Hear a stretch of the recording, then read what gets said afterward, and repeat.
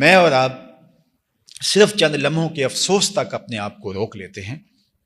یہ ہماری بھی آزمائش ہے، ہمیں بھی اپنے اندر اتر کے دیکھنا ہے.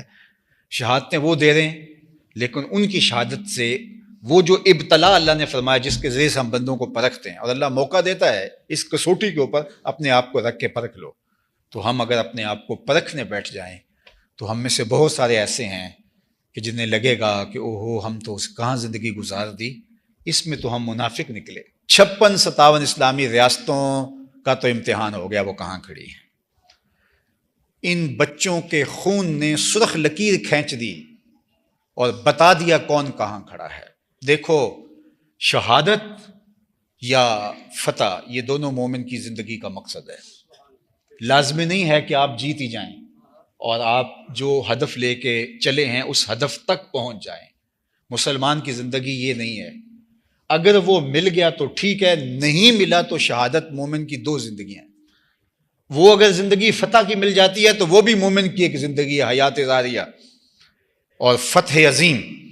لیکن اگر وہ اس راستے میں شہید کر دیا جاتا ہے تو وہ پھر بھی فاتح کہلاتا ہے، اس لیے کہ اس کا مقصود اس کو مل گیا، اس کا مدعا اس کو مل گیا. تو یہ جو لوگ شہید ہو رہے ہیں مت سمجھیے گا کہ ان کی جانیں ضائع ہو رہی ہیں. جو احد میں شہید ہوئے تھے، جو بدر میں شہید ہوئے تھے، جو تبوک میں شہید ہوئے تھے، جو حنین میں شہید ہوئے تھے، جو خندق کے موقع پہ شہید ہوئے تھے، ان کی شہادتیں ضائع تو نہیں گئی. فتح مکہ کے خاکے کا سارا رنگ ان شہیدوں کے خون کی وجہ سے. تو یہ بات طے ہے کہ اللہ نے مسلمانوں کو فتح مبین عطا فرمانی ہے، اور اس میں کوئی دو رائے نہیں ہے. صحیح بخاری کی روایت ہے، صحیح مسلم میں روایت ہے. قرب قیامت میں جب دجال آئے گا تو اس وقت امت مسلمہ 3 گروہوں میں بٹ جائے گی. ایک تو وہ ہوں گے جو شہید کر دیے جائیں گے، کامیاب ہو گئے. دوسرے وہ کہ جو بزدل ہوں گے، جو بھاگ جائیں گے اور منطقیں تراشیں گے کہ کیا ضرورت ہے اس چیز کی. اور تیسرے وہ جو دشمن کے خلاف برسر پیکار ہوں گے اور لڑ رہے ہوں گے.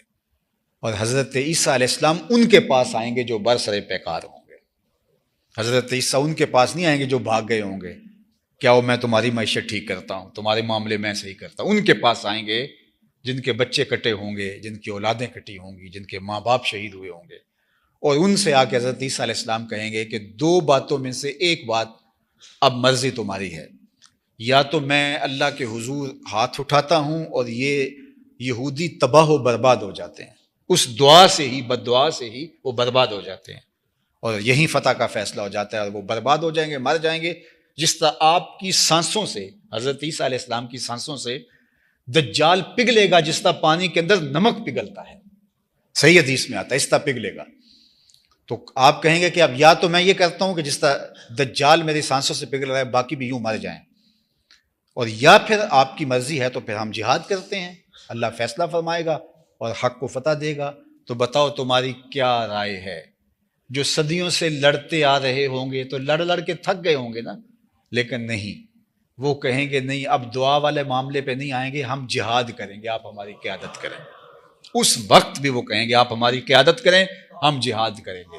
اور پھر اللہ جل شانہ حضرت عیسیٰ کی قیادت میں، حضرت امام مہدی کی قیادت میں مسلمانوں کو فتح دے گا.